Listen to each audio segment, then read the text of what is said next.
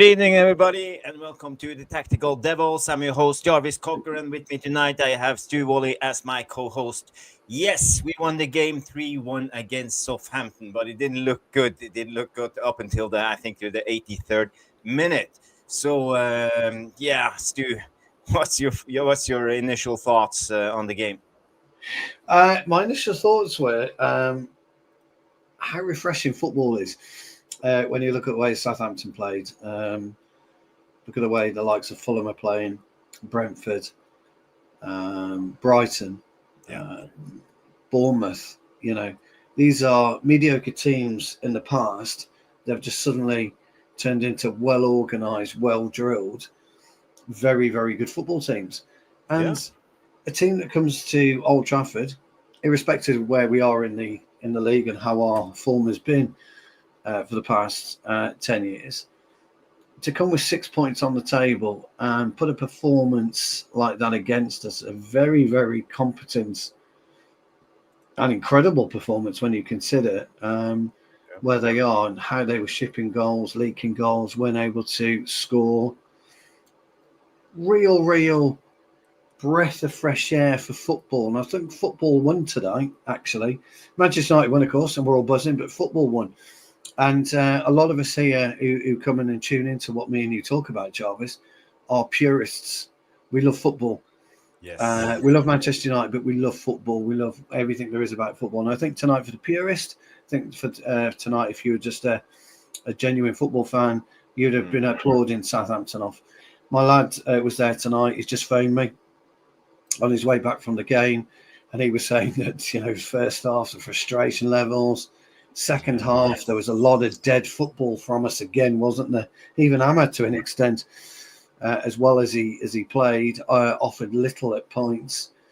The game changed on the Xerxes substitution. I think we'd all agree. I think Collier looked very, very settled in midfield. Ugarte was struggling. Mainu, non-existent in the first half, was right to be hooked. And then we got we kind of got the Antony situation as well. You know, was it the right time to bring him on? Was he the right person to bring on? Things of that nature. So loads of questions. But first and foremost, I just want to say big up to football and congratulations, Southampton. I thought they were absolutely brilliant tonight. Had they've only got 6 points, playing like that moving forward, they're not going to survive relegation. We know that. They're too far adrift. They've cut way too far adrift.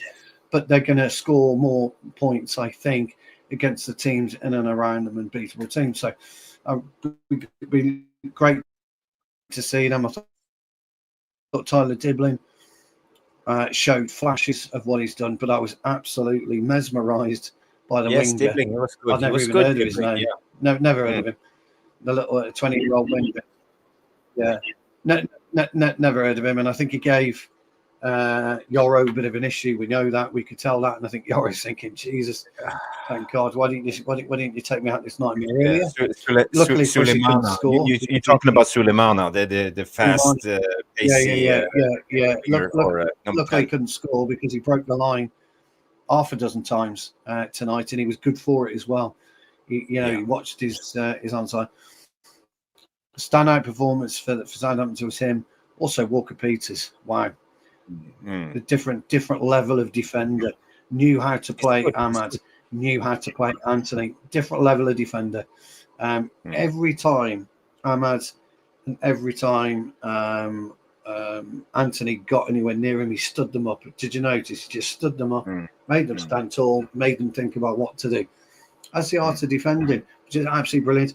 Ahmad, got the better of him in the end, as we can see. Comes away with a match ball. But look, are we happy with tonight's performance? No. As football fans, are we happy with the win? Absolutely. Will Amarin be happy tonight? No. I think he'll be absolutely fucking livid. Will the players be happy tonight? I don't know. It'll be interesting to see what Bruno comes out with this time. How we can't get ourselves up for the game. We got no excuse, mate. You made that rod for your own back 2 weeks ago. So look, I think Trevor's made a point that Arna deserves huge respect tonight. A couple of great saves, absolutely.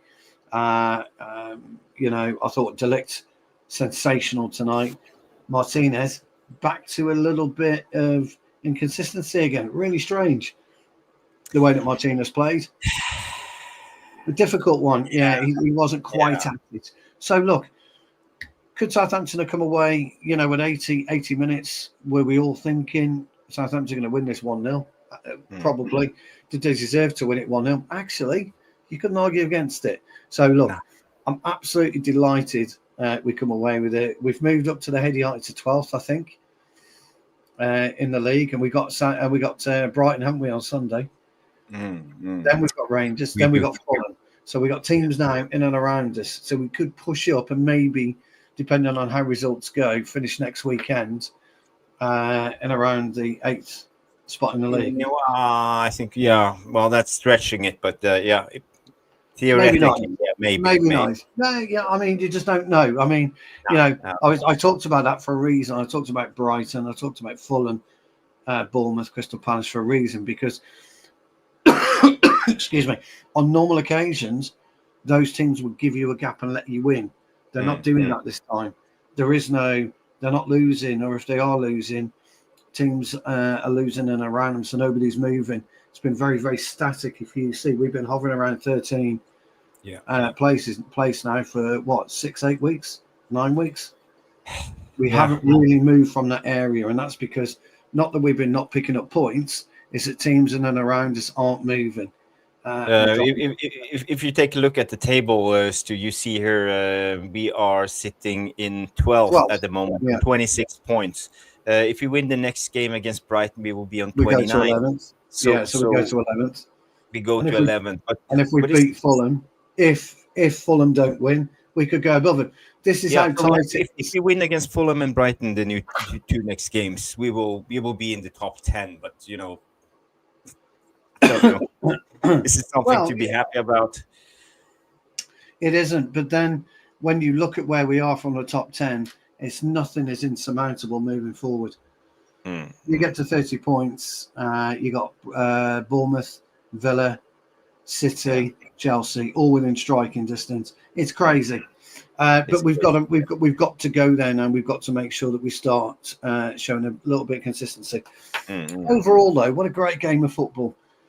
Seriously, what a great game of football. I thought Fernandez was brilliant for Southampton. I thought Fernandez had one of those games again. I could be wrong. I'd love to know what the tactical room thinks of that. But for me, I didn't think Bruno had his strongest game. Having said that, Eriksen comes on for a 5-minute cameo. Puts the beautiful backspin pass, which I always love a backspin pass. Ahmed stretches, bang, it's 2-1. He peels away, everyone's a winner. They completely then fold. I mean, it was a lovely little, there's nothing wrong with the Ramsdale ball over to the fullback. He just didn't see Ahmed coming in, and we win the game 3-1.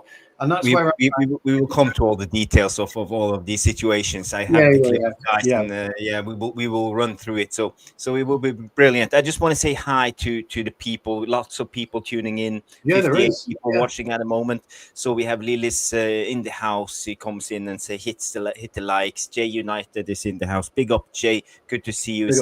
Hey Jarvis, to everyone, smash a like for Amadinho, a true red devil, and I think I totally agree. You're spot on.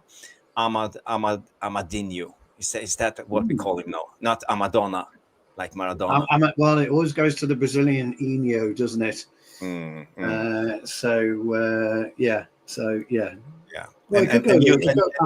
could go Amadonna. Amadonna. Leny Yoro, welcome to the Premier League. Comes from your I think he had a big challenge today with the Sulemana guy. And I think he went too aggressive also when he pushed up. I have some clips of it, so we can have a look at it also. Tyler Dibling, Gem, absolutely. I didn't like his socks all the way down. Did you notice, though, in the close-up, the IFAB rules, by the way, state that you have to wear shin pads. Okay, and there are these tiny little shin pads. So Eddie's socks rolled all the way down, and when he was injured, if you look close enough, you could just see the pads, shape of the pads in his socks. So he was legal. No, Xerxes did something similar. He wears Yeah, these little pads. Though, unfortunately, one day though they'll end up with a very nasty broken leg. So they've got to think what they're doing. But what a gem of a player! He's an absolutely superb player. He really is. Yes, King yes. Ahmad from fans comes in with King Ahmad. Franz.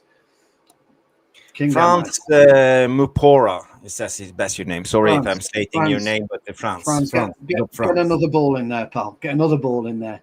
Let's have the three. It's not a brace, it's a hat trick. The hat trick Yes. hero. I heard it was the first hat trick since Ronaldo scored a hat trick against Norwich. So it's been a while since we had a it is. hero. It is. Mad Ash comes. He's an Enio too. So I used to call Aaron Wan-Bissaka Juan-Binio when he used to do his little spider legs impression. We got. Oh yes, you can do this one. Ahmad. Jordan Wall from Sweden tuning in. Big up, Jordan. I hope you're well. I hope you were happy a bit with the performance, and there's so much to talk. Here we go. Here we go. Here they come. Yeah. Here they come. Well done, elite baller. He's back. Well done, Franz. 3 times respect. And Jay's in there as well. Absolutely super. Absolutely, guys.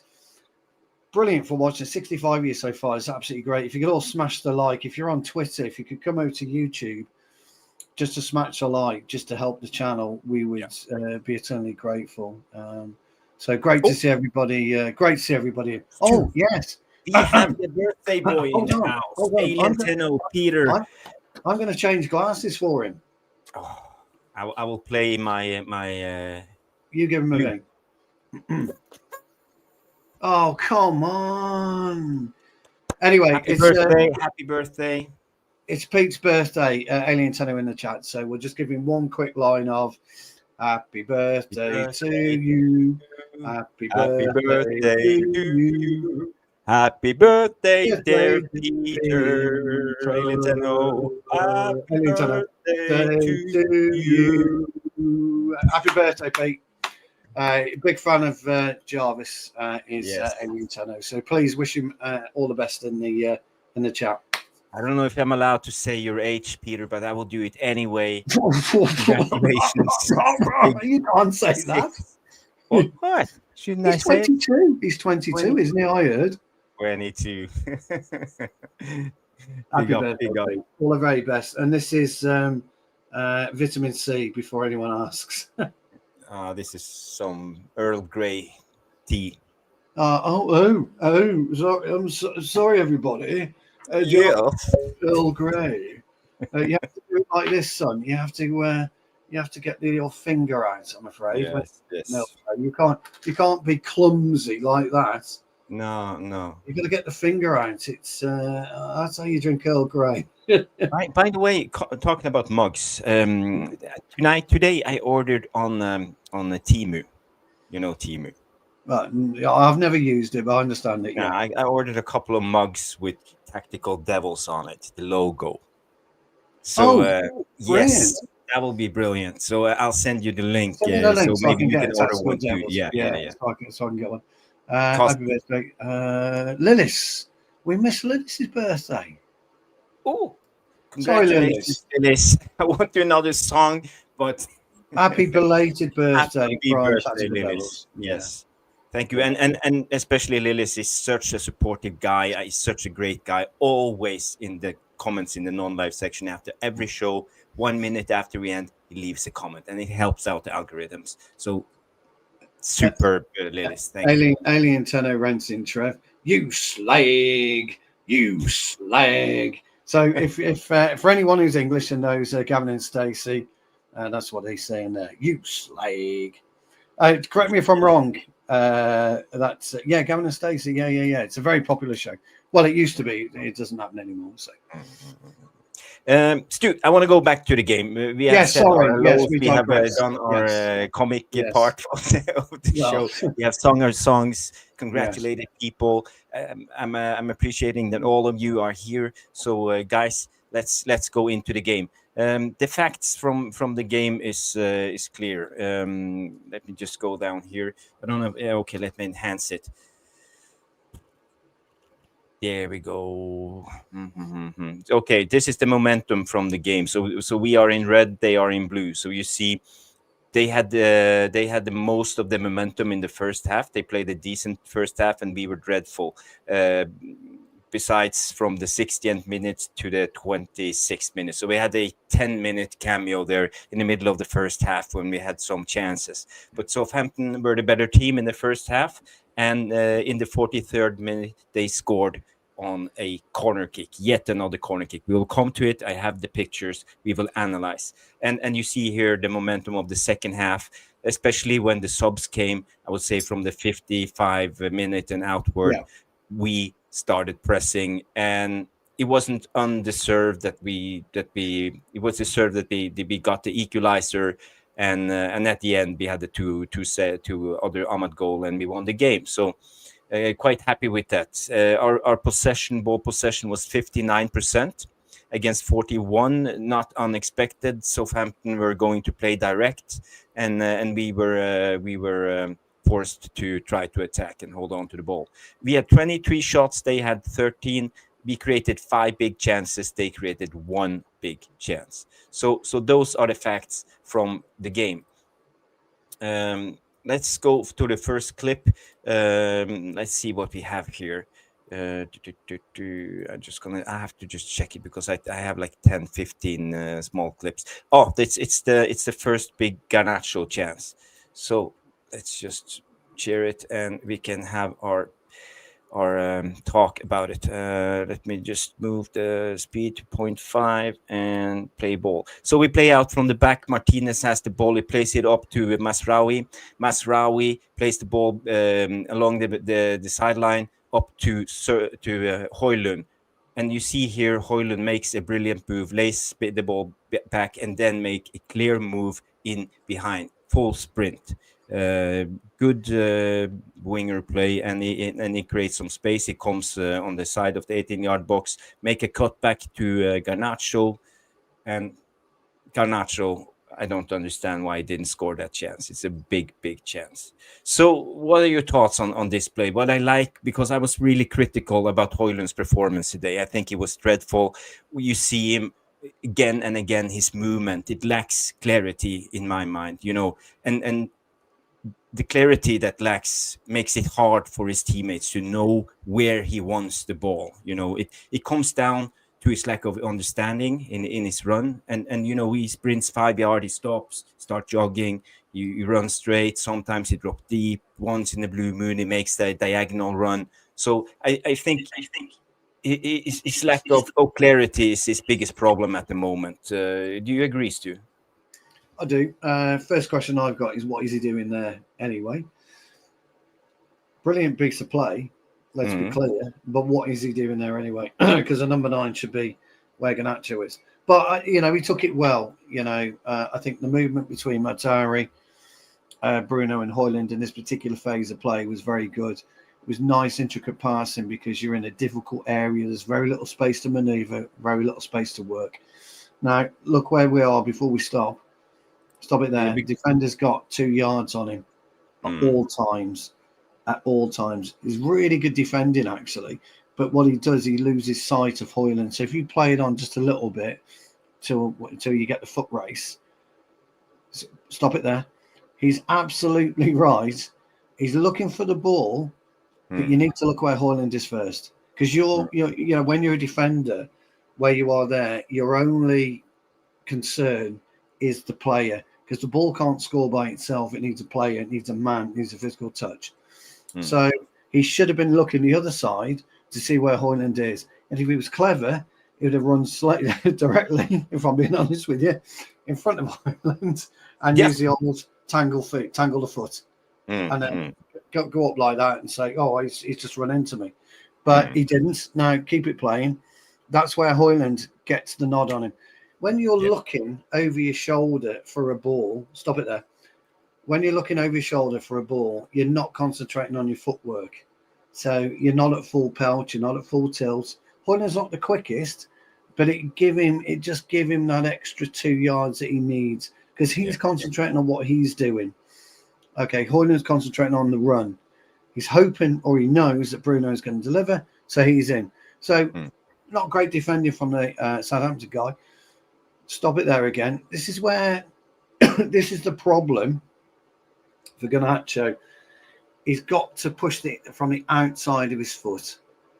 Okay, the way that he is, the ball's going to come in, so it's going to be an outside of the foot, almost your heel. And if you play it with your heel, which is what he's done, that's why the ball goes wide right. If you play it slowly, okay, let me go 0.25. Yeah, if you play it slowly there, what he should have done, look at it, his body angle language is always diagonal, wasn't it? So can you see he's opened his foot out? You can just see it's flat, can't you? He's opened his foot out. There's no bend in it. There's zero bend in it. So you've got to be absolutely on point. You've got to be 100% accurate with the goal. Now I'm wondering, and I could be critical here, and I don't want to be. So he's miles. I don't know what the goalkeeper was diving for, because it was miles wide. If he'd stopped there, just on the edge of the area, and Højlund, I'm not saying it's easy. It looks easy there, but if Højlund could have dragged the ball back to him there, he would have had a bit more time to get the bend in. So if you play it on, you'll see the number 6 recovers really, really well. Watch the recovery here, the 6. Yes, yeah, it turns really well. That's good defending. That little 360 turn that he does, and that little. So I think he's hit it on the heel. He's opened his foot, is what he's done, rather than wrap his foot around it. Yeah. But again, I think it was a good play from Højlund. You know, I sat there watching the first half when Højlund played and the beginning of the second. I think he was really poor, but that was his best. I think that was his best involvement of the game. It's a shame, really, that we're being and in that situation, he actually operates as a winger. So maybe, I'm just saying, maybe. Well, maybe, yeah. I mean, it's difficult. Interchange more and let him operate more on the flanks. Yeah, it's difficult to be critical about that particular play for him. And I don't mean to be, because I think he couldn't do any more. You know, Højlund couldn't do any more than what he did in that situation. Garnacho, to be fair, if you watch Garnacho, he's trying to hold his run. He's trying to hold his run. He was in a brilliant position to receive the ball, but as I say, the defender, his little 360, how he managed to do that was brilliant. It was really nice defending. But as I say, once you open your foot out, Jarvis, completely open your foot out, so it's flat, you've got zero control of that football. Yeah, it's true. But again, I think it was a good. Well, I'm prepared. The next clip, maybe you can have a chat with the guys. Yeah. So I'm gonna check it out what I have here. Yeah. So when I was saying about bad defending with Højlund, I was just, you know, I'm a defender, so I tend to notice the defensive side of the game first. So I noticed that if the defender, you know, when you're looking over your shoulder, it's almost impossible. So for Højlund, it was absolutely brilliant. The other thing is, Ahmad was too far away when the ball came across to Garnacho. Maybe you could have just cut Ahmad it. Coming in behind. Yeah. So, just one of those. Look, the problem is, and Jarvis, this is where I agree with you 100%, pal. He didn't do anything else after that. He was absolutely smashed off the ball 5 times in the first half that I saw. He's beaten to the ball 2 or 3 times by their centre half, waiting. And I don't like it. Position you've got here, just quickly, I don't like his position. Why is Garnacho, you know, in the middle of the park? Why isn't Højlund in the middle of the park? If you're a 9 playing for Manchester United or any club, you go from the middle of the park. You play on the shoulder of the centre half, and create your own chances. But anyway, I'm spitballing here, mate. Sorry.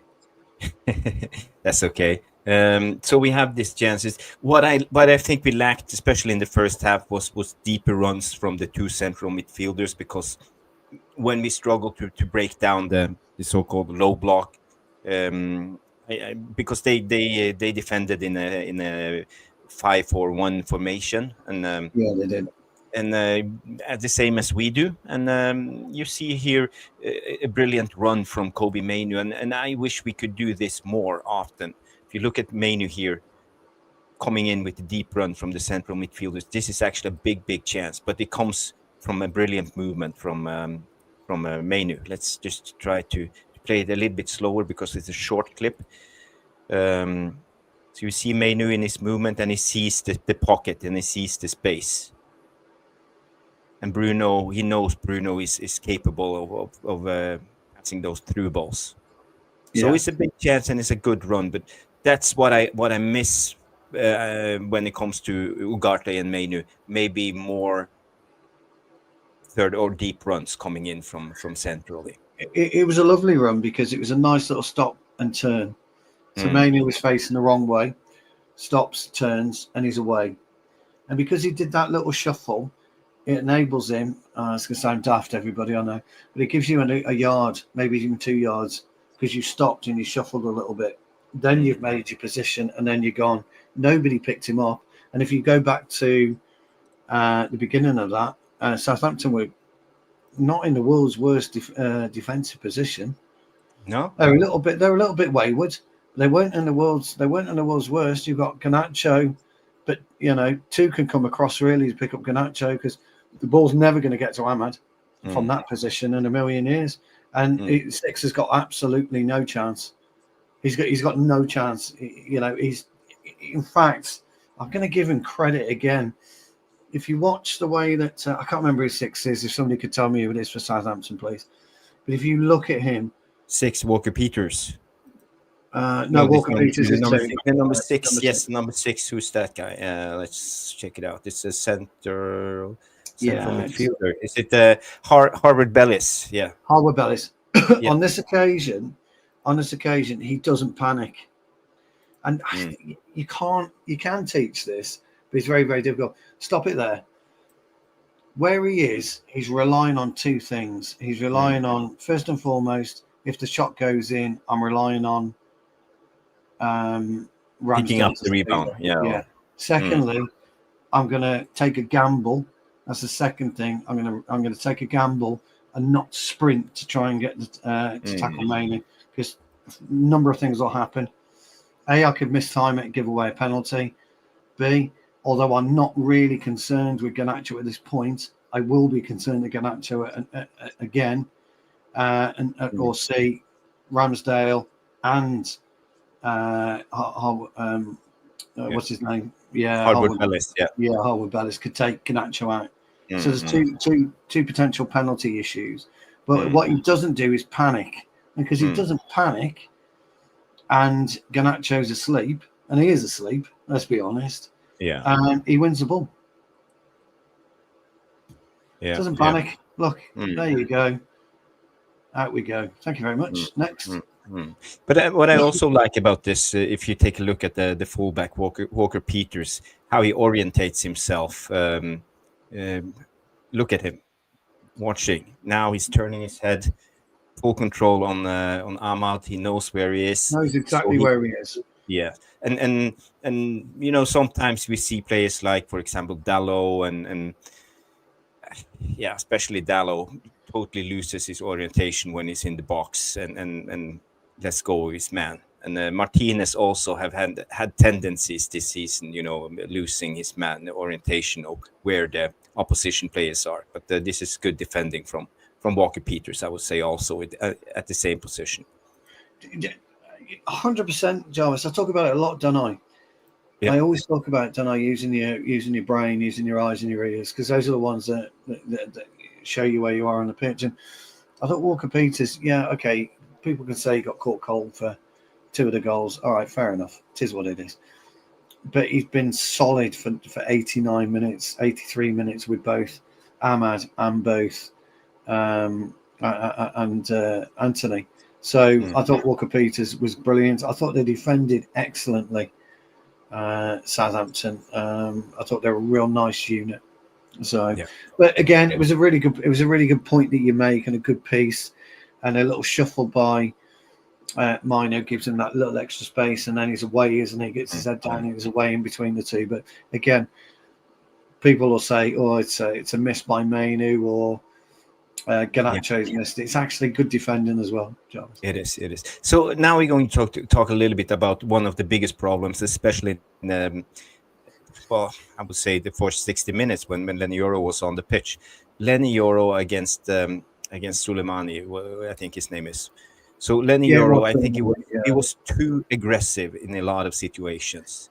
I know Amorim wants his defenders to be aggressive, but you have to have control on your man. You can't let him slip like this. And I think this guy from Southampton, I think he was too quick for Leny Yoro in his turns and when with his pace.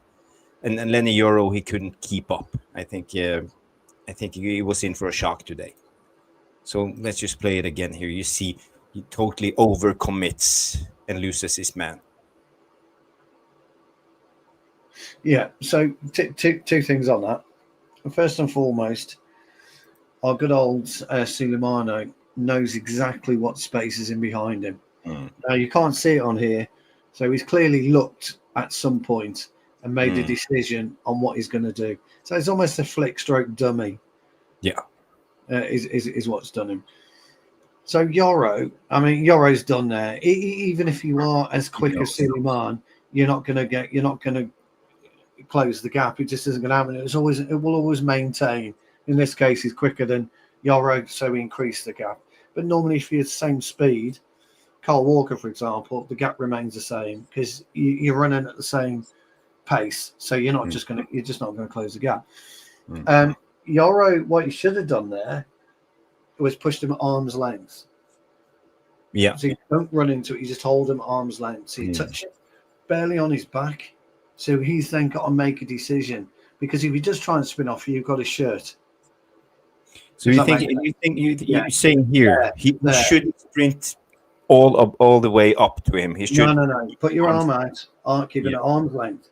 If you've got him on arm's length, Jarvis, then as the ball's coming into him, he can feel you, so he knows you're not up his arse, so to speak. So, crikey, I've got some difference. And then if you just try and turn you, you've got his shirt. Yeah. So you're going to stop it. You're going to slow him down at least. Do you think he should have just taken the yellow in that situation? No. Doing a professional foul? No. Because if somebody does that to you, I can't remember what minute that was in the game. I think it was about 20 minutes in, wasn't it? Something like midway into the first half. Yeah. You're just on a knife edge for the rest of the game. He's going to have you. He's going to have you on toast because he's going to know he's got the beating of you, and he's going to do everything he can to get you gone. Yeah. I would. Yeah. I'm just asking the question. I'm not insinuating anything that you should have done it. I'm just asking because you are the defensive expert. Yeah. So if you go arm's length and you kind of push and you have your feet like that, so to speak, so your arm's length with your feet like that, you've got enough momentum if he turns you. That on that occasion, actually, if he'd gone arm's length and he'd held the ball, Sulemana would have held the ball. He would have held and controlled it. He'd have had to. He'd have had to have controlled it, held it, laid it off, and then tried to get in behind him. Before we go to the next clip, I just want to say hi. I see people coming into the house now. We have Roshmano coming in. They just got back from the game. I hope the game was good, Roshmano, and you enjoyed it. How was the mood on Old Trafford at the end? Because it felt dead, up until the 80th minute, and suddenly everything happened. I was sure that we were going to lose. So I hope you enjoyed the game. We have Luan France coming in with an update. 27 likes. Come on, get those likes up. Come on. We have Fred the Red MUFC News coming in. Big up, High Rush. And who else do we have here? Let's see. We have Rushmano J. Blah, blah. I just have to. Stu talking about toast is making me hungry. Stop it, Stu. Sorry. Toast, donuts. I thought, DC. I saw DC in the house. Big up. This Southampton, last on the table. Man United couldn't break down for 80 minutes. Buy a confirmed striker now, not an experimental, unproven youngsters. Buy Osimhen and save the season. And I think I totally agree with that, because I think we struggle, and one of the key elements of our suffering is the striker position. So it's a good Yeah. observation, DC, and I think maybe we should invest in a striker this January transfer window, because I don't see Højlund changing it around. But you never know when it comes to football. One goal can change it all. Yeah, he's not showing any way that he's going to change and he's going to become this prolific striker.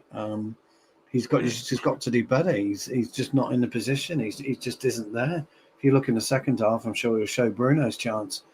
I know he was off at the time, but there's 0 persons in the box. There was no personnel to try and reclaim the ball. And I think it'd be a massive concern for Amorim, really.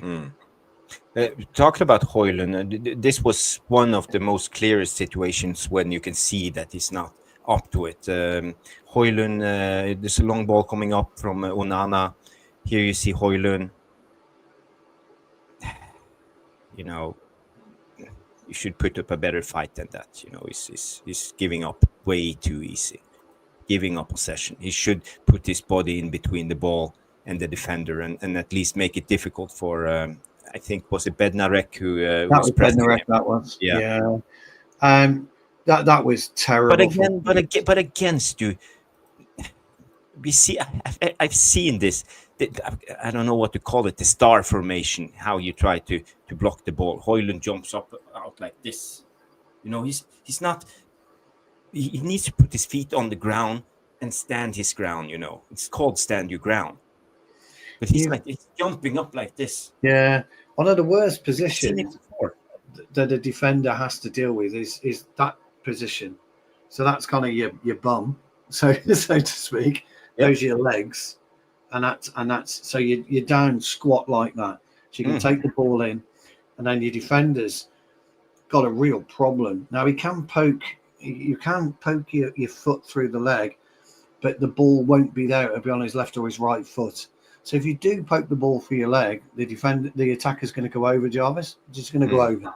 Free kick. It's almost like he comes in with too high of a pace, and to stop, he makes like a skip and a jump. Well, actually. If you see that, and that's his technique. I don't know why they don't work on that, because I've seen the skip and the jump so many times with this guy. Yeah, I mean, Bednarek's out of position anyway. I mean, he did quite well to get it. He was covered by Six, but he was out of position anyway because he came in from the side. He should always be behind. Højlund should always be behind you. Højlund should be, as the ball's coming into you, quick look at your shoulder, quick step back, even before the ball's anywhere near your feet. Quick step back on the defender. Do that to your defender. Okay, if you're back into, make him do something, so the defender's then going to put his chest into you. Defenders then completely forgot about the ball because he's too busy fucking getting you back.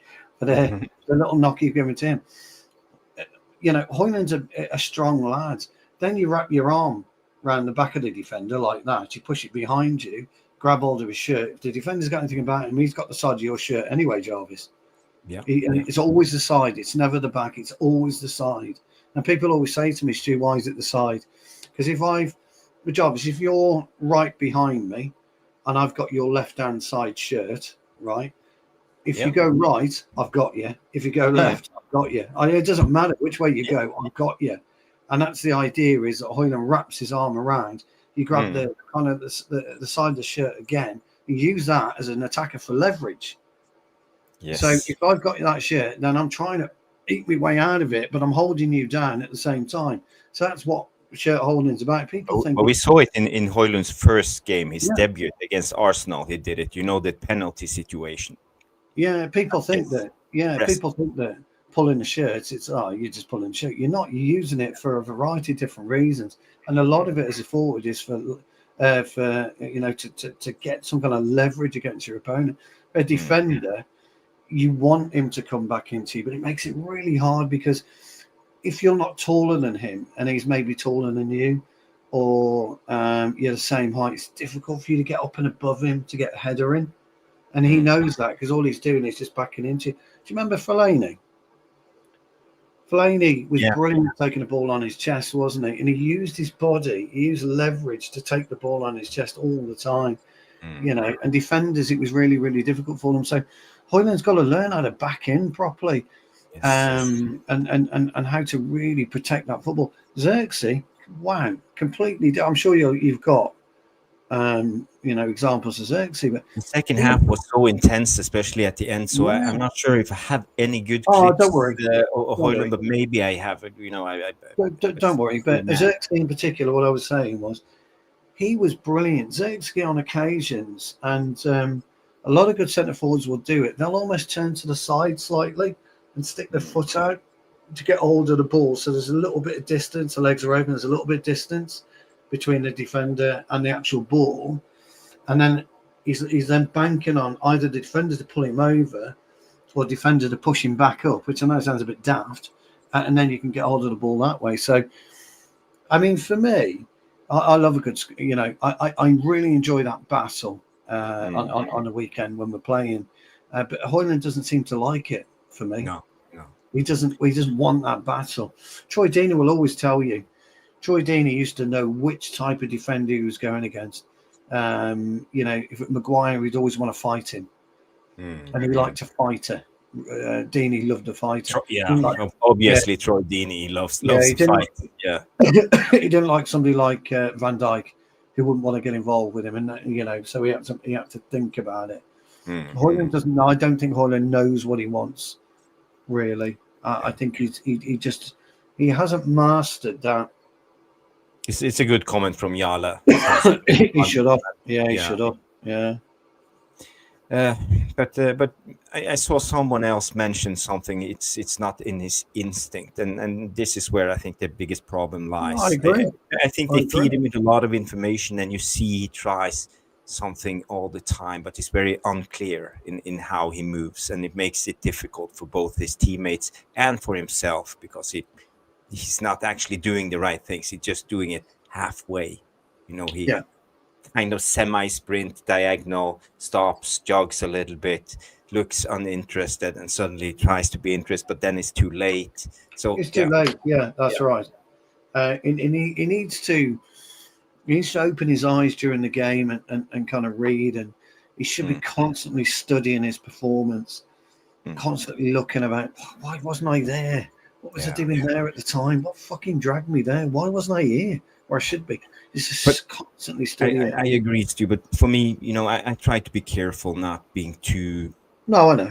negative against players because it suddenly sounds like an agenda. It's not. I'm looking for progress. I'm looking for improvements. And to be honest, that's why I showed his best clip at the beginning. Yeah, because we never made it. And he's a good player. He's 21 years of age. Yeah. He can still develop a lot. So let's see. When he's 25, he could be a monster. It's easy to be critical when you never made it at the top level. Yeah, it is. We never made it at the top level. We don't know what it's like to be on that pitch. We don't know what it's like to have the ball fired into you and a big 6'4", super fit defender wrestling with you. We don't know what it's like, but we do know football and we know how you can counteract that kind of stuff. But I'm sure he'll get there. He will. But we're all adults. We know that we're not doing an agenda, Højlund agenda. We're just having definitely. A sensible discussion about what he can improve and what we see from the game, and that's just it. Let's bring up this. I think this was a good play from the first half.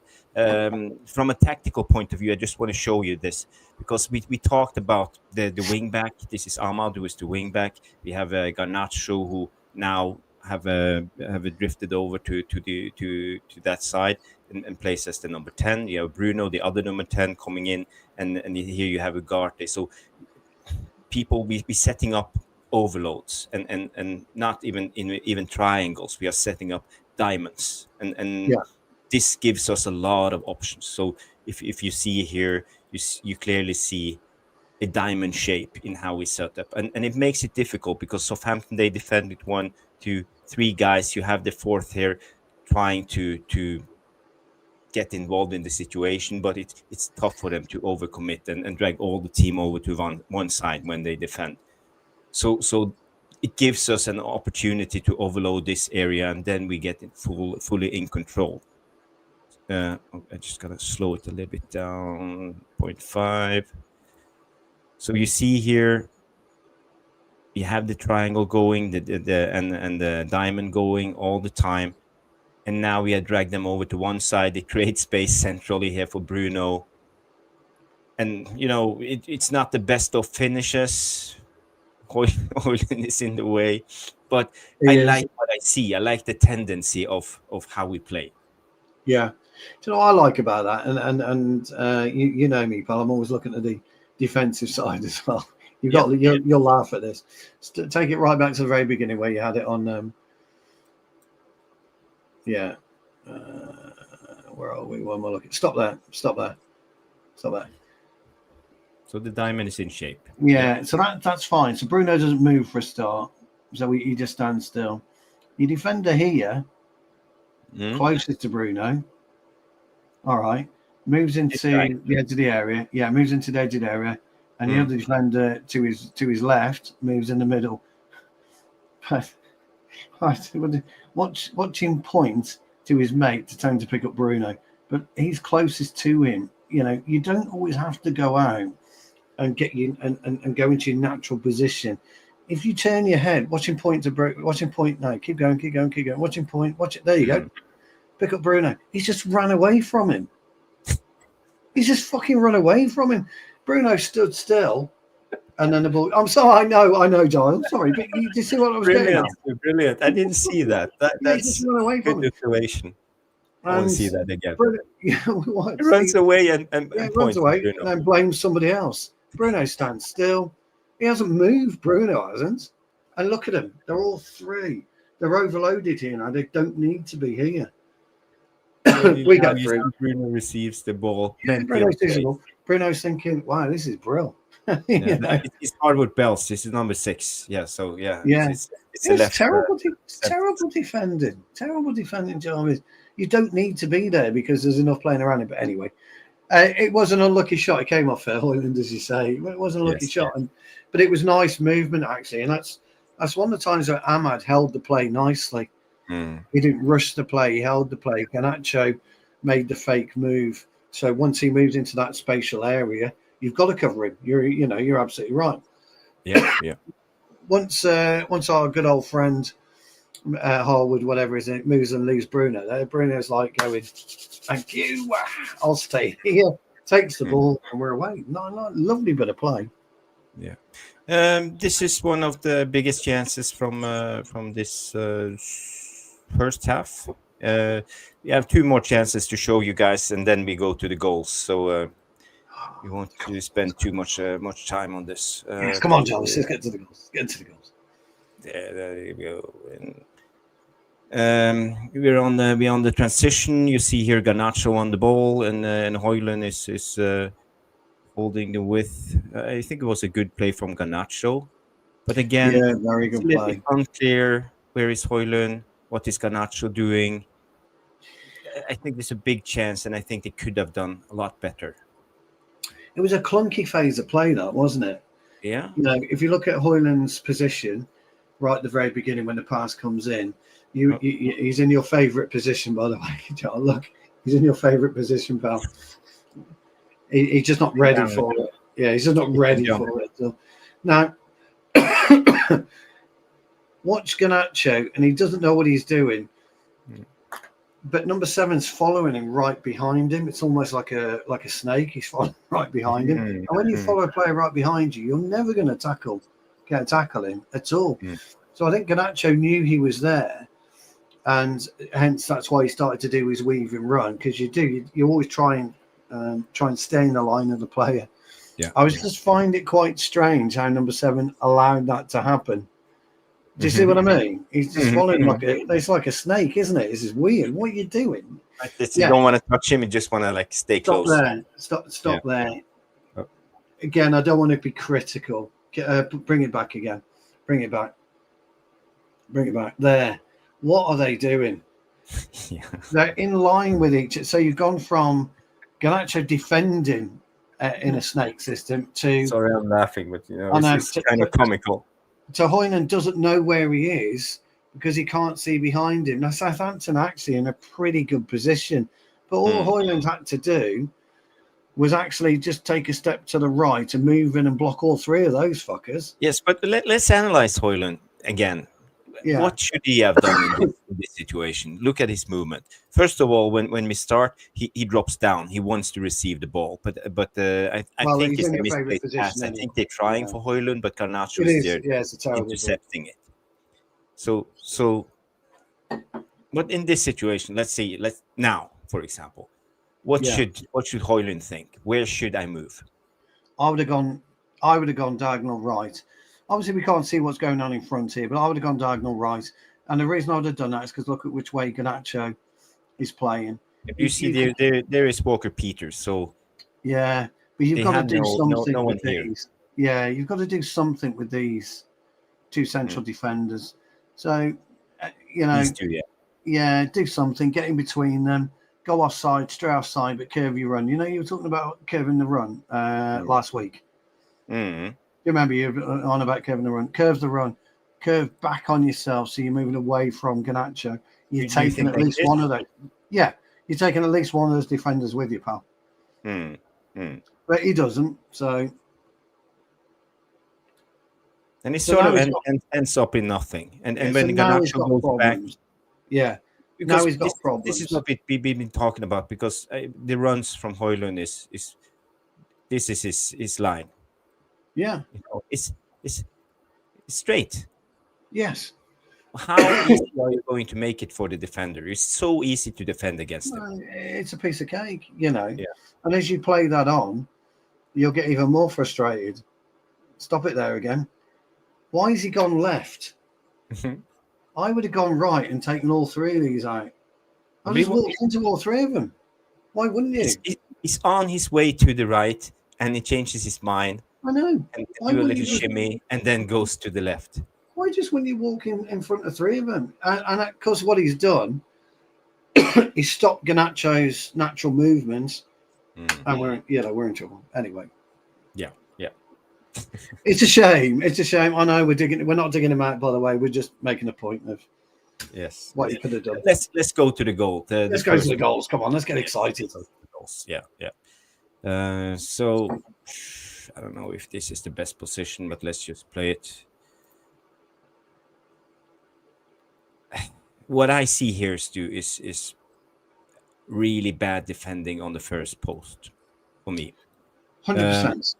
Because I think when you are defending, I don't care if it's zonal or man marking or whatever, this zone needs to belong to the defender. You can't allow an attacking player come in here and just flick the ball on with his head, because then you have no control what's going on behind you. So this has to be a no-go zone for everybody. You have to stop this guy. It's Dibling, and it's Martinez's job, but he lets him pass too quickly. Let me give Dibling some credit. Just a little bit of credit. First of all, look at his Dibling's position. He's away from the melee. Yes. He's not interested in the melee. He's away. And he comes jogging in. You see him, he's standing here all by himself. Not interested in the melee, though, which is great. Because you're expecting an out-swinging corner. A proper out-swinging corner. Watch what he does when he comes across. Watch where Martinez is and watch what Dibling does when he comes across. This was very, very cute, but very nice. He strolls up like this, Jarvis. Sees Martinez, bang. Shoulder. Watch the top of the shoulder. Yeah, there. There you go. That Martinez is stuck then. Absolutely struggling. Now, he doesn't know, Dibling, to be fair, what's going to come of that. Because actually, if you look at how we are, we're not in the world's worst position to really defend it. If Maguire's in there, Maguire's like, oh, bang, thank you. Clapping, well done, lads, brilliant defending. But the ball flicks off, I think, the very back of Dibling's head. Doesn't come off. But the problem is, as I said, when you defend that area, you can't allow an attacker to come there and flick the ball, because the ball changes the trajectory and you lose his control. Yeah. It's come off the back of his head rather than top of his head. If it's come off the top of his head, It's over. Yeah, it's bouncing a little bit. It's over Ugarte. Okay. And then maybe De Ligt comes in and clears it off. Okay. Because it's come off the back of its head, it's dropped quickly. Can you see? It's like it's taking whatever pace off the ball, because when you push a corner in and you get a back flick, you get a bit more pace. And it's, I don't know, it's come off his back, hasn't it? Ugarte's back. But Stu, I have a question. Yes. If you were the set piece coach, Yes. would you make Martinez defend the first post? No. Why? I don't think he's great in the air for a start. He's not dominant, and we've seen him be outmuscled in the air before. Secondly, you need somebody like they weren't. Correct me if I'm wrong in the chat, please, guys. I don't think they're particularly tall, are they, up top? Southampton. No. So, and I don't think we particularly were. So I'd have put Yoro there personally. But out of all of that,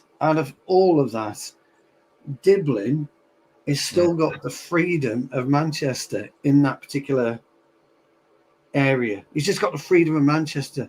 Nobody's interested in Dibling, and he knows this, and that's why nonchalantly, and I do say that, and I do mean it, pal. Yeah. Nonchalantly, just come in, quick elbow. Oh, I think it was shoulder, wasn't it? Top of the shoulder.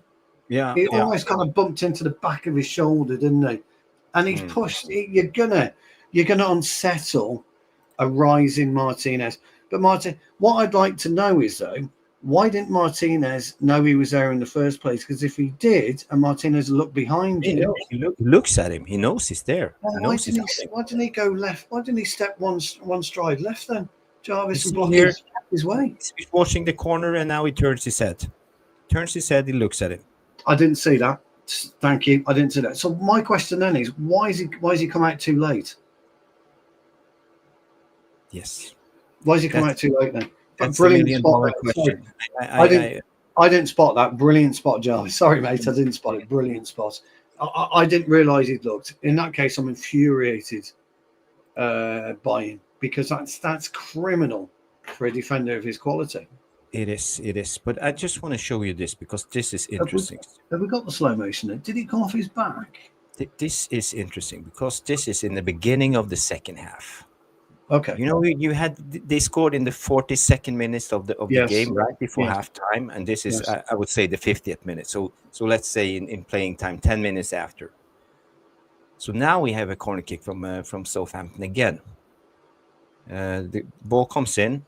This is Martinez here, and the guy who comes in front is Dibling again. Yeah, we're set up differently there, aren't we? Yeah, but here you see Dibling. Martinez is on him, but again, you let Dibling come in this area. Yeah. Jump up. You have to be closer. You have to be tighter. You have to stop them from jumping up. You have to be ruthless defending the first post. But again, I see a similar fault, and then it makes me think it's not Martinez's fault. It's a structural fault. It's a setup fault from that's true. No, he the coach is the one that's saying to Martinez, I want your front post, or I want your rear post, or wherever. He's telling him the set piece coach. Yeah, he's telling him where to be. And then all credit to Southampton, they've realised and understood that Martinez is rubbish in the air. Yeah.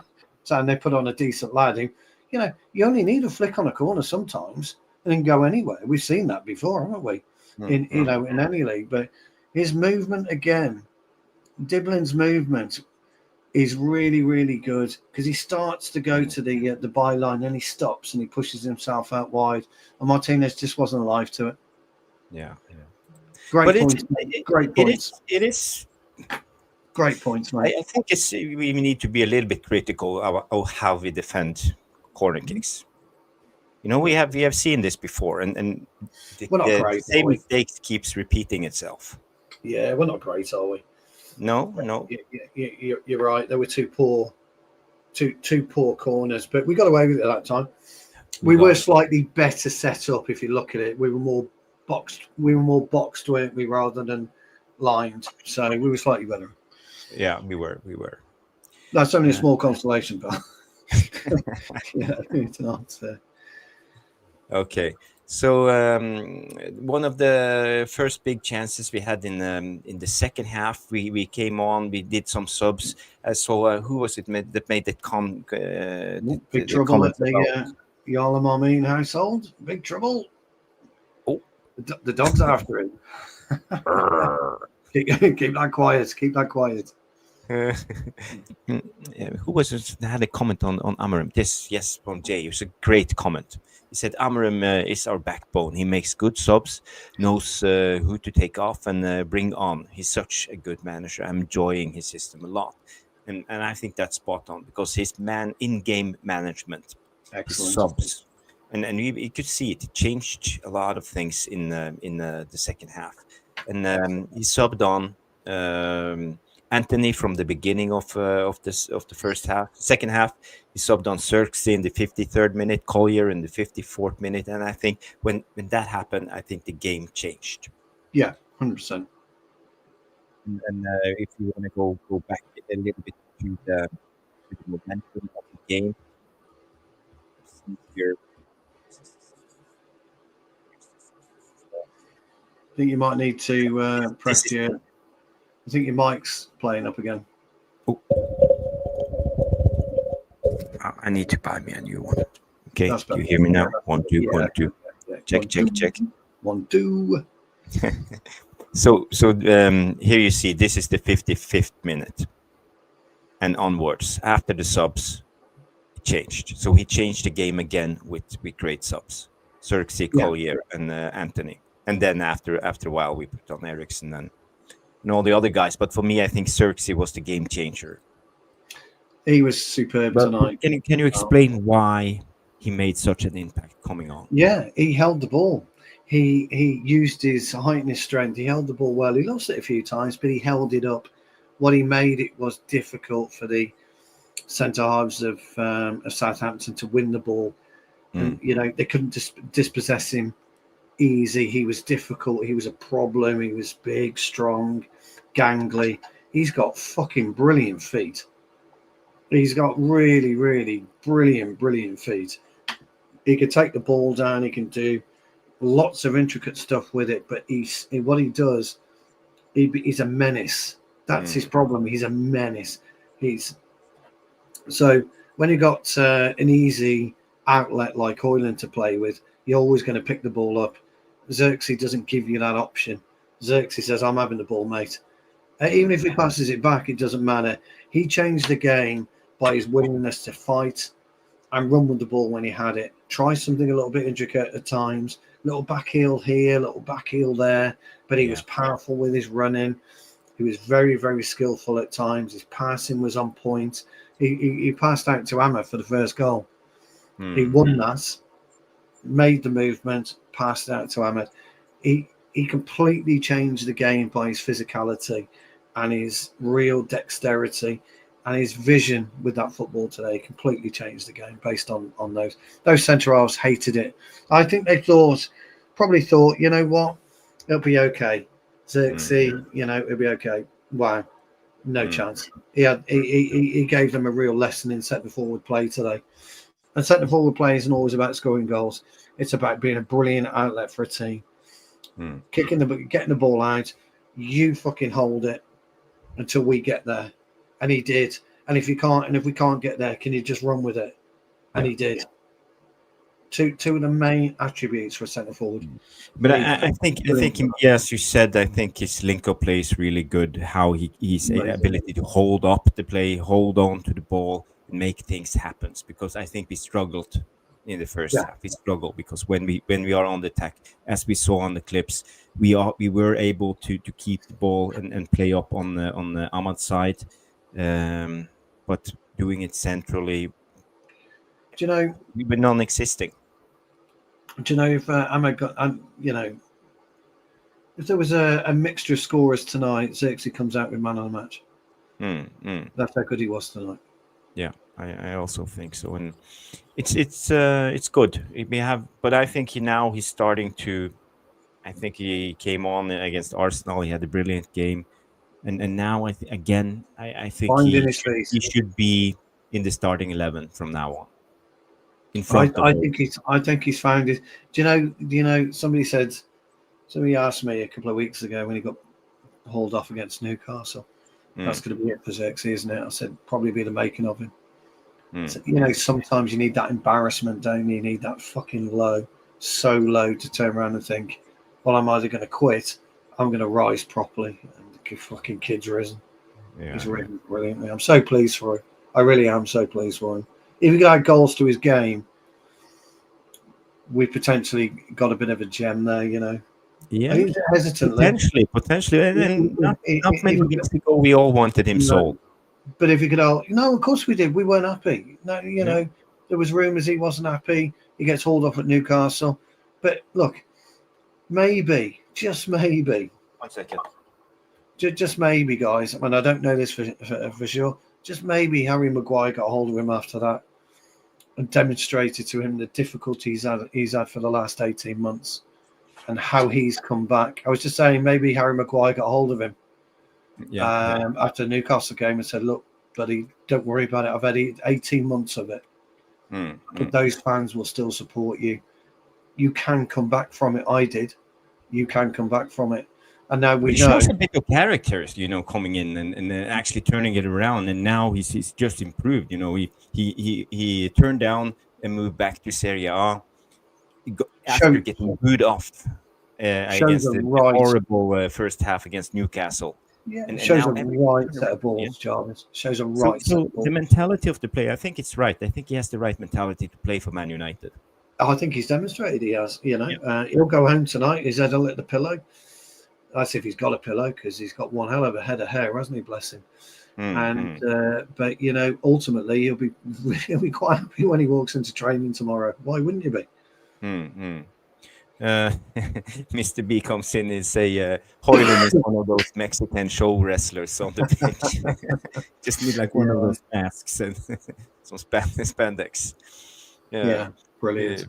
Rushmano comes in and say subscribe to the channel, guys. I saw we got 324. Rushmano was saying 324 subs. Ooh, we're growing.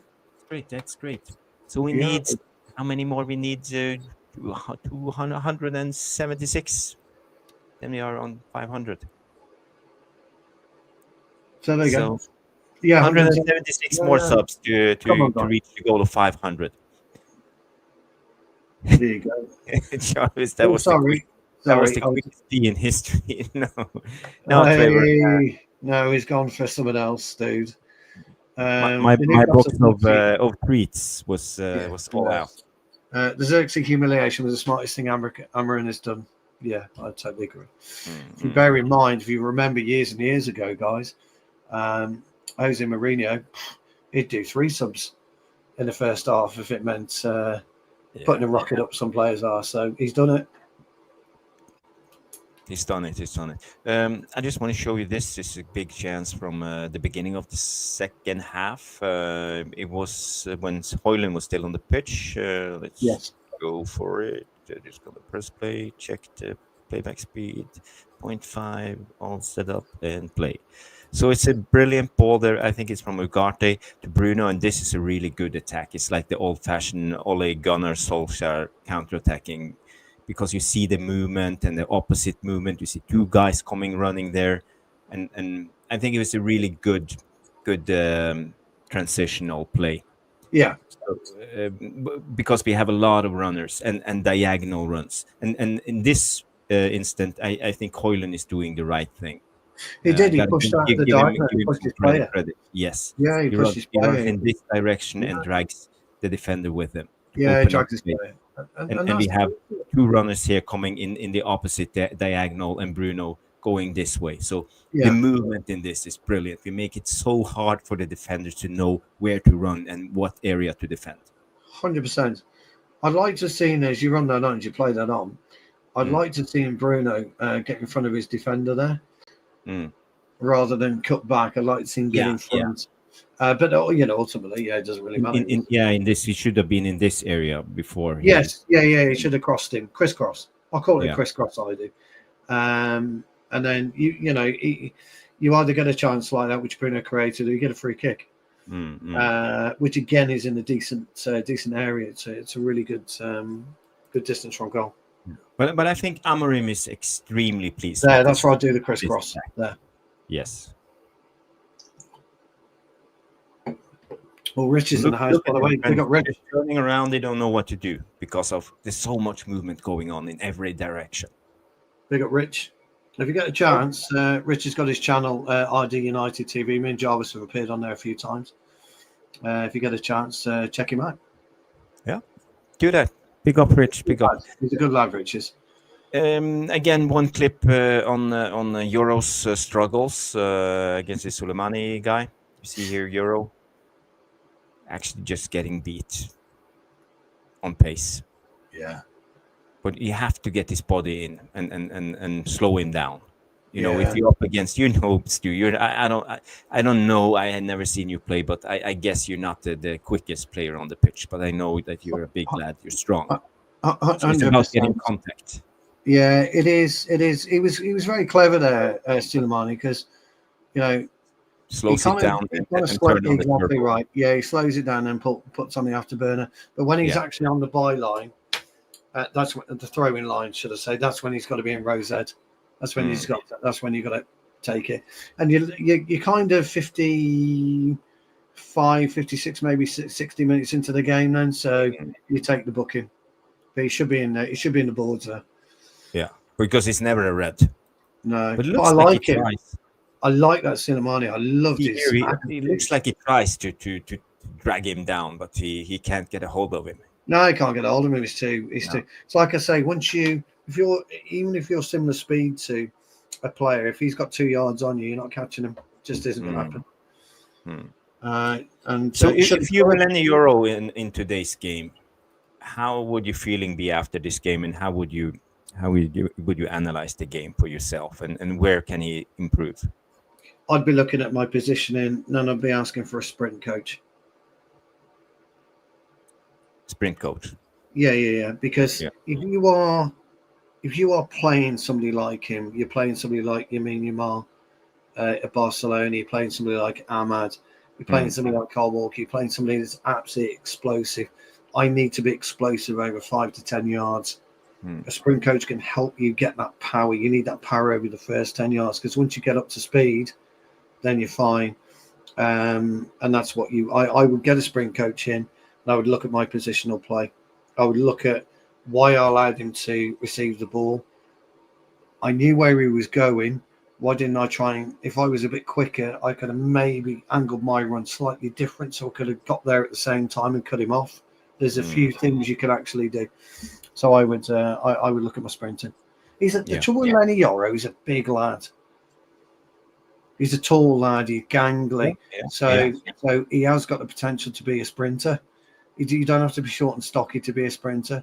So he has got that potential, but he's got a great angle for sliding. His pins are huge. He's got long levers as well. He's got long arms.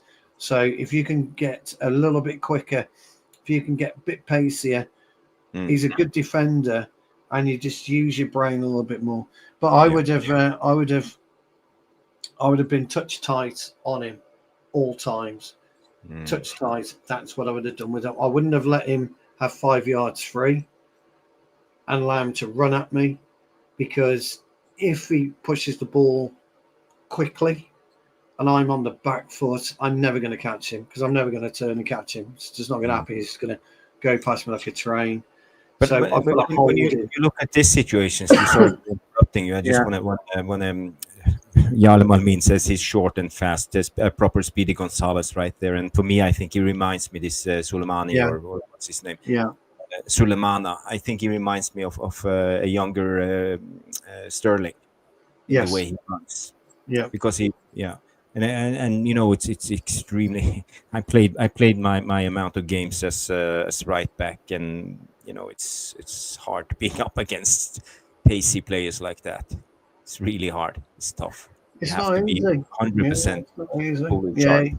Yeah, you've got to be on your game with somebody like him.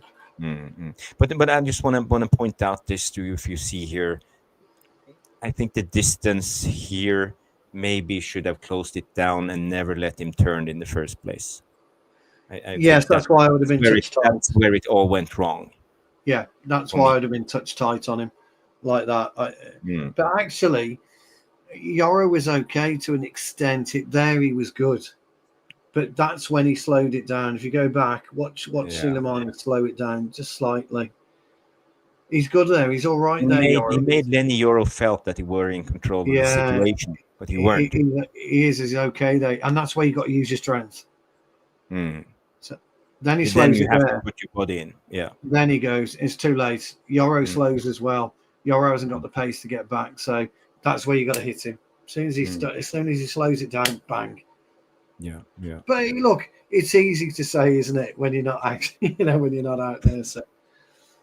Well, it gives us something to talk about, at least, but I like Leny Yoro. His potential is there. He can be such a great defender in time, but I think he needs more experience, and I think he learned a lot today. He learned a hell of a lot tonight, but he needs to. I'd get myself a sprint coaching for sure.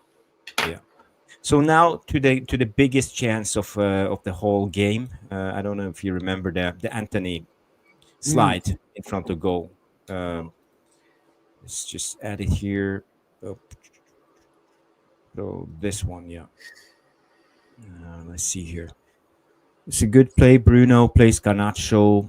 You see here Antony in front of goal. Garnacho do what the Garnacho do, and this is the open goal, and he totally misses the chance.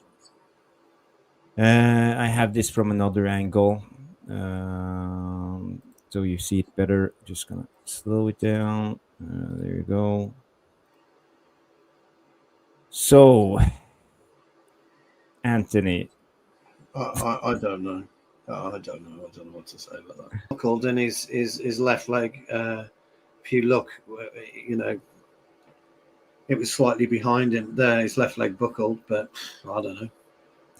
I can tell you. He shouldn't need to slide even. He could just run the ball. No, I'm trying to find something for him.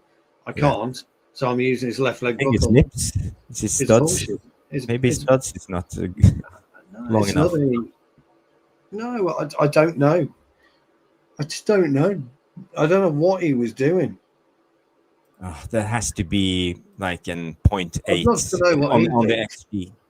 Yeah, I'd love to know what he thinks because I don't fucking know. I just don't get. I don't know. So I'm going to go with his left leg buckled. Yes, he really buckled. Yeah. If I was, imagine if he had lost the game, I wouldn't have slept that night if I was Ahmad. I think if we'd lost the game and Antony had missed that, I don't think I'd have slept either. Mm-hmm. So now we are at the end of the game. Xerxes is on and doing his thing. Now this is getting interesting. So this is Josh Xerxes. He's here on the pitch. We are on a transition. Bruno receives the ball. Josh Xerxes drops down and makes himself available to make play happen. And he turns with the ball. He knows there's space. There's the ball. Beautiful little turn. Lovely 5-yard carry with the ball. Absolutely phenomenal. Here we go. Bang. Have that. Everything about that goal was just simplicity. Everything. The little ball into Xerxes. We just watch Xerxes where he is now. Just look at him. 2 steps back. There you go. Do you think he's aware of the space because he turns with the ball? Yes. Look at his body shape. Look at his body shape. Yes. He's angled a little bit. Look at his body shape in a minute. Before Bruno passes it to him, watch his body shape. Keep rolling it. Keep rolling it. Keep rolling it. No, there you go. But do you see his arm? He's pointing. Yeah, pointed. So there's his move to Bruno. Pass it to me on my left peg. I'm going. He points there. That's exactly right. And puts out his left foot. I want the ball here. Yeah. That's good awareness. That's what I like to see. Clear instructions from Xerxes to Bruno. Intentions. Make it easy for your teammates. And then he's away with it straight away. So as soon as the ball's into him, he knows where he's going. Bang. There you go. Thank you very much. Off we go. He's looking up all the time. Little ball in. Mate, he gets a bit of luck, but who's to say he doesn't deserve his luck here? He takes on Walker Peters. It's the first time he's really got round Walker Peters, and Walker Peters did, Yeah. he got the block in. Yeah. Yeah, it wasn't bad defending, but it's the ball bounces, really and it is what it is. That's football. It was a really good defending by Walker Peters, but unfortunately, it will say that he got round him. But to be fair, Walker Peters, we did really, really well with him. But it's a great little finish when it came to him. Right foot, bang. No messing around. So now we have, what do we have here? Yeah, it's the second goal. What I take from the second goal is the Eriksen assist. I think that was some brilliant thing happening. You see Eriksen in this picture is all the way back here in the central circle. Lovely little running, nice little jog. You can't even see it. No. Now again, Walker Peters, perfect. I want you down there. I don't want you coming in on your left. I want you down there on your right. I mean, Walker Peters was really unlucky there. It was a hell of a goal. It was a brilliant goal, but the ball from Eriksen is everything. The backspin on the ball is everything it needs to be, because that's the one that holds it up ready, and it drops perfectly for the foot of look at the back. Well, you might not see the backspin, but he gets under it, slices right underneath the bottom of the football. But also Ahmad's movement, he continues his movement. He doesn't stop and look at Eriksen. What is Eriksen doing? He knows what he wants Eriksen to do, and just take a chance. Yeah, it's a lovely ball. Yeah.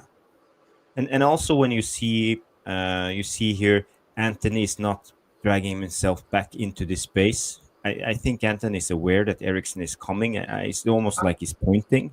So it's good awareness. Antony's in quite a good position there, because he's having to, defenders have got to step out and step in. That's the ball. Oh, it's a wonderful ball.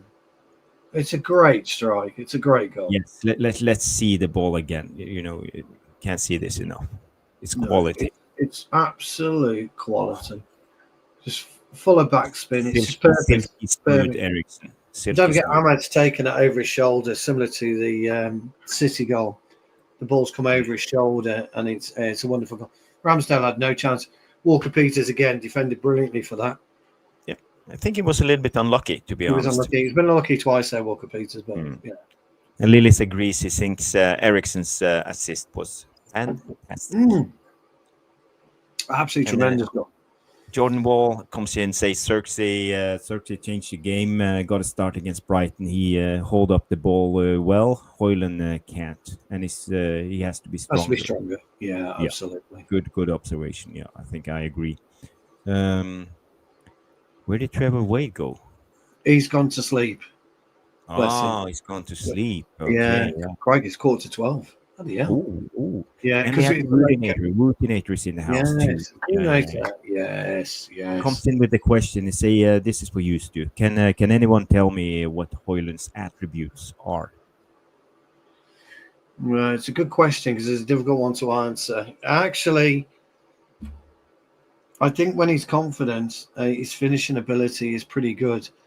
It's better than what people think. I don't think he knows where he is on the pitch at the minute. I don't think he knows where to be, why he needs to be there. He's not making the runs off the shoulder that we need. He's not. No. He's not antagonising the centre halves. He's not antagonising the goalkeeper. He's not antagonising anybody, and he needs to do that. He needs to be a menace. To be a good number 9, you've got to be a menace. Which is what Xerxes did today. He's not specifically a number 9, but he was a menace outside the area. And Højlund at this point in time is lacking a lot. So I need to think about it. Vunate. It's a difficult one. Shooting, power, speed, finishing is fantastic. Okay, yeah. Rush is going as well. Yeah, Rush. All the best. Big up, Rush. We will do 5 more minutes. We will go through the final goal. And Yes, bring great. it up from Daniel P coming in and say Cantona-esque from Ericsson. Now he's thinking of the Sheffield Wednesday goal. Sheffield United goal, where he chipped the keeper from the edge of the area. In off the ball. Wonderful goal, that one. Oh. And that was it. That was that little stab, backspin. Beautiful. Yeah, I agree. Okay, so now we have. Let's see. This is this is the last goal. It's in the 92nd minute of the game. We were pressing really well. Let's go here, and I think it was just a comedy of errors, Jarvis. Let me just bring it back to the beginning, because what I take from this is the Xerxes again. He sees the situation. He understands that the ball is going back to the goalkeeper, and the way you run, you angle, you run. For you angle, you run this way. You don't take the short route. You don't go straight. No, you take the long route. Yeah. You want to angle the run and block the goalkeeper's chances to pass the ball in this area here. You want to cut off this area. That's it. So it makes it easier for your teammates. Yeah. It's a wonderful little run. And he knows he's just there as a token gesture. Xerxes does. This to get your pocket picked like that. I mean, I feel for Ramsdale, because Ramsdale ended up towards the far post. If you look, do you feel it's Ramsdale's fault? No, God, no. No. There's nothing on there. It's only Ahmad's industry and Xerxes' industry that puts it on. It was a terrible touch. If you see if you actually look at where Ramsdale was, he was ready to receive it back, so he pulled out to the right.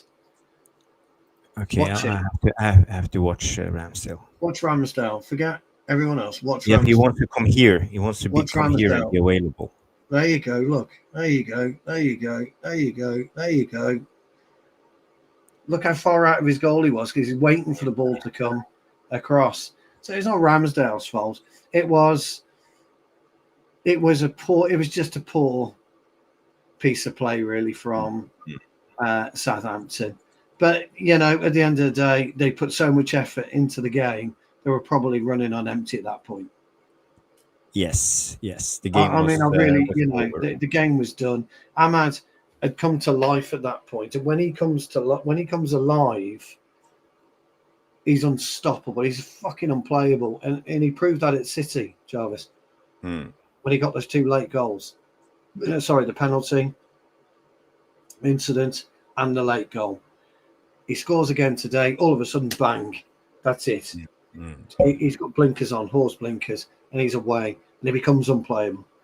If we could get him to do that for 90 minutes, pal, wow. Yes. Daniel P comes in again and say it was more like the 1-2 with Irvin against Spurs in 93. I'm not sure if I remember that goal. I'm not sure if No, I'd have to look at that one. You have to look at that one. Yeah. That was my last clip. I think it was a good game. I'm happy with us winning, but I would say from the 55th to the 95th minute, I think we played good football. I think Amarin will still be a bit perturbed with the performance. I think he'll be mightily upset, pissed off, and angry at them, and I think he would be right to. I think Ugarte will probably sleep uneasy tonight. Mena will sleep uneasy tonight. Yoro will sleep uneasy tonight. And probably Martinez, to an extent, will probably have an uneasy night's sleep. I agree. And Højlund. And I think Xerxes will go to bed smiling. Ahmad will take the ball to bed with him. He'll kick his missus out and he'll be sleeping with the match ball tonight. Although, actually, I don't like the latest round, because Ahmad probably didn't use the same ball 3 times to score, which is a real shame. But anyway, he takes the match ball home. So his missus will be on the sofa tonight. And I think De Ligt will be all right. I think it'll be a bit of a different side again on Sunday. I think Maguire comes in. I think Yoro goes to the bench. I do think he'll start with Ugarte, and I do think he'll start with Mainu. And I think, we'll talk about this probably Sunday night. I see if he can do anything on Saturday, but the weekends is tough. Yeah, I know it's hard for you and also for me. So yes, but there's a game Sunday. It starts late. It's 7. we're 7 late p.m. one. We're late one Sunday, and then guys, if we think about it, we've got Rangers and then Fulham. So I think let's see where we are after the Fulham game. Yeah. To see where the land lies with the league, and to see if we dare look up. Because who knows? It's too soon for me. I need to see a good performance. I think that's the most important thing. The results are not the main thing for me now. I just want to see a clear style of play, us repeating the same effort, doing the basics right. And Brighton will be a big test. And Fulham away will be a huge test. Yes. Fulham away will be a massive test. Antoine Robinson. Oh, I love him. He's been brilliant this season. He's been brilliant. Yeah, he's been brilliant. Yeah. He's been brilliant. So, there's a lot to play for. A hell of a lot to play for still. And we've still got some big games to come this season, guys. So, who knows? Let's just keep Ahmed fit, keep him firing. A few more hat tricks, please, mate. And that's what we want, old pal. Yeah. Fred the Red comes in and say, what a great result, the great show. I got to go, Stu and Jarvis, early start tomorrow. Everybody, don't forget to like and subscribe. And guys, girls, if you haven't subscribed to the channel, we need more subs. We are on 324 at the moment. Our goal is 500.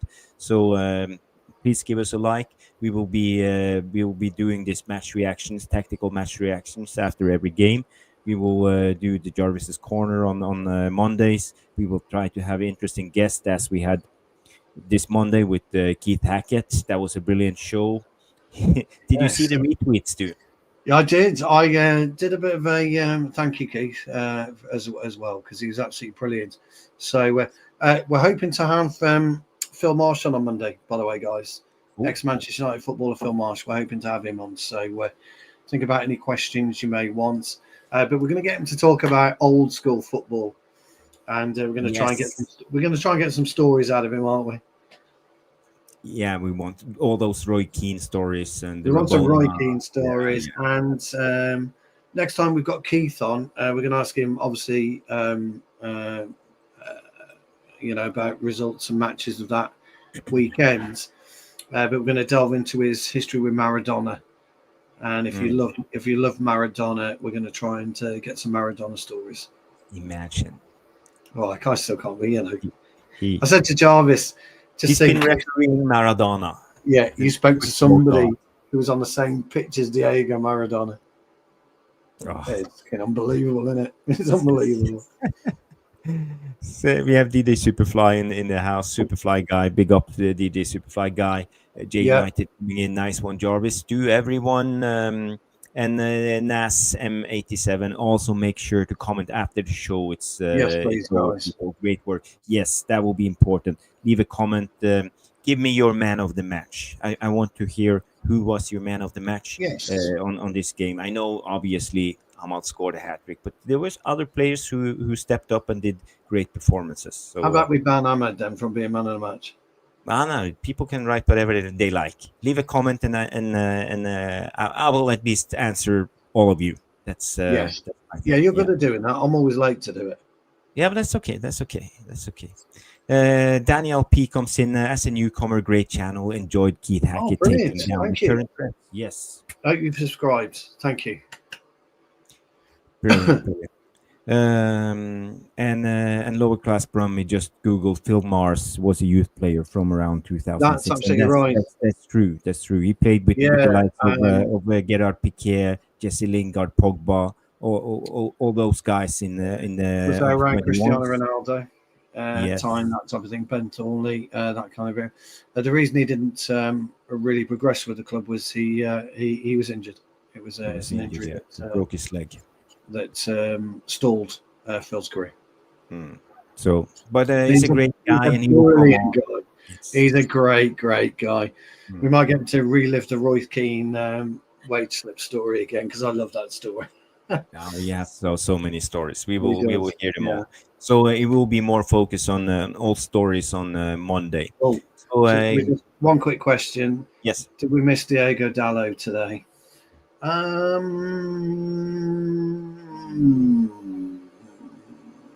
Don't know. I don't know, Nathan.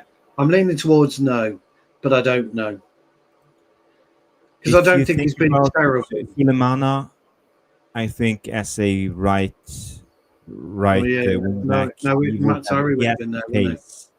he? Mazzari would have played Yeah, there, it would wouldn't have it? been on Right. the left. Yeah, oh, yeah. No, we I didn't don't miss know. I need to think about that one, Nathan. Good question. Good question.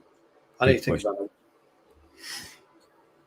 Okay, guys, it's been a great show. 1 hour 35 minutes. I hope you enjoyed it. We will be back on with the match reaction after the who we up against Brighton. Sunday, Brighton game, and Jarvis's corner panel show on Monday. So, guys, girls, Stu, everybody, thank you for joining. Leave a comment after the show in the non-live comment section. Smash the like, subscribe if you haven't, and we will see you on the next. Have a good one, everybody, and bye bye.